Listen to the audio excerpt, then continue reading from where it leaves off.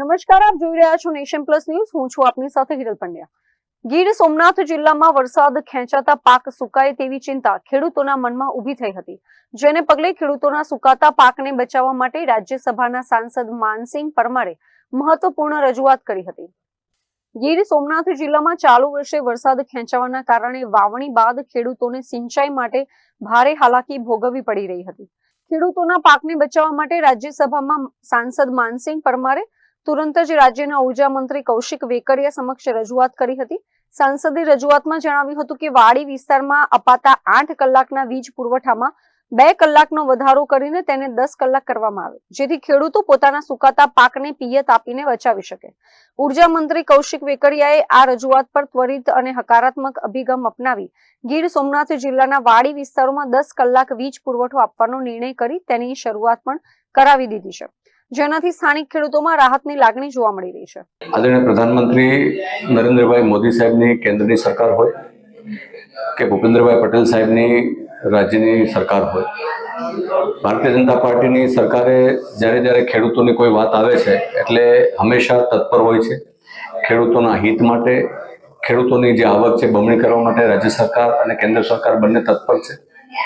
સરકારે કિસાન સન્માન નિધિની વાત હોય, સિંચાઈ માટેના પાણીની યોજનાની વાત હોય, આવી કોઈ પણ વચ્ચે અતિવૃષ્ટિ થવાને કારણે જે પાક સહાયમાં જે સરકારે પેકેજ જાહેર કર્યું હોય, આવી જ્યારે પણ કિસાનો ઉપર, ખેડૂતો ઉપર ક્યારે કોઈ આવી આફત પડી હોય તો રાજ્યની અને કેન્દ્રની સરકાર આદરણીય પ્રધાનમંત્રી મોદી સાહેબના નેતૃત્વમાં હંમેશા ખેડૂતોના હિતમાં એમની સાથે અડીખમ ઊભા હોય છે.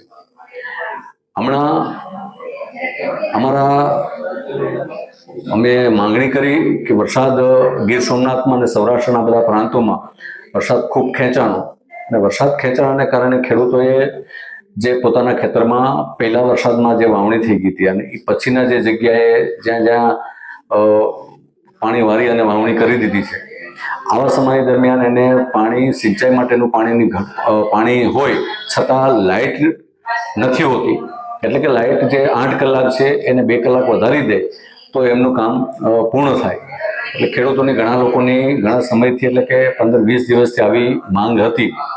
એ લોકો અમારી પાસે આવ્યા અને મારી સાથે એવા અમારા સૌરાષ્ટ્રના ઘણા બધા ધારાસભ્ય પણ હતા, અને અમે બધાએ સામૂહિક ઉર્જા મંત્રી ઋષિકેશ પટેલ સાહેબને અને કૌશિકભાઈ વેકરિયા સાહેબને, આ બંનેને અમે મળ્યા.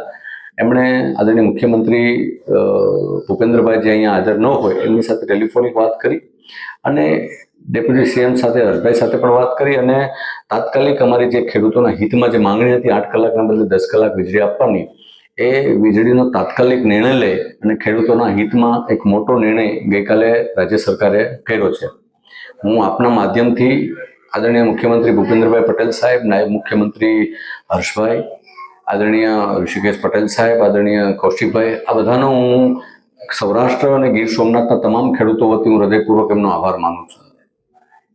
જે માનસુખભાઈ, જે 10 કલાક વીજળી તો ખેડૂતોને હવે મળશે, પણ જે ફોલ્ટના પ્રશ્નો છે અને જે કેબલની વાડી વિસ્તારમાં કામગીરી હજુ પણ બાકી છે, તેમના માટે આગળ શું છે?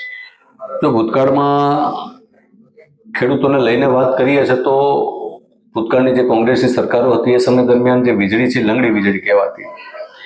કેબલો તો હતા જ નહીં, વાયરો હતા, એ પણ અમુક જગ્યાએ વાયરો ફોલ્ટ હોય, વાયરો તૂટેલા હોય, આવી નાની કેટલી બધી પ્રશ્નો હતા, અને મોટાભાગે તો વીજળી જ આવતી નહીં.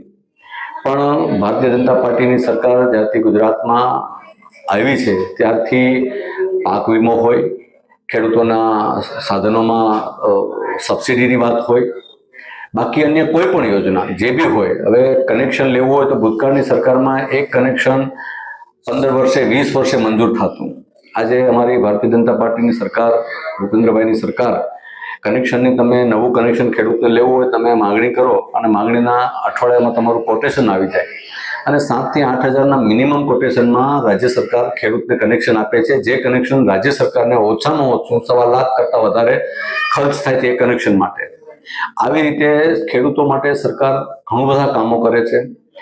આ વાયરોની વાત છે, આપણા ખાસ કરીને ગીર સોમનાથ અને ગીર સોમનાથમાં તલાલા અને આપણું વેરાવળ તાલુકો, જ્યાં નાળિયેરી અને આંબાનું વાવેતર વધારે હોય, એટલે એના કારણે કેબલિંગ કરવું ખાસ જરૂરી છે, કેમ કે વાયરો ટ્રીપ થતા, એટલે એ બાબતમાં પણ રાજ્ય સરકાર કટિબદ્ધ થઈ અને રાજ્ય સરકારે બધી જગ્યાએ MVCC કેબલોનું કામ મંજૂર કરી દીધું છે અને ફીડર વાઇઝ આ કામો બધા અત્યારે ચાલુ છે.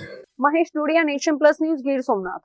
સમાચારોના સતત અપડેટ મેળવવા માટે અમારી નેશન પ્લસ ન્યૂઝની YouTube ચેનલને સબસ્ક્રાઇબ કરો, બેલ આઇકન દબાવો અને જોડાયેલા રહો Facebook, Instagram અને Twitter પર.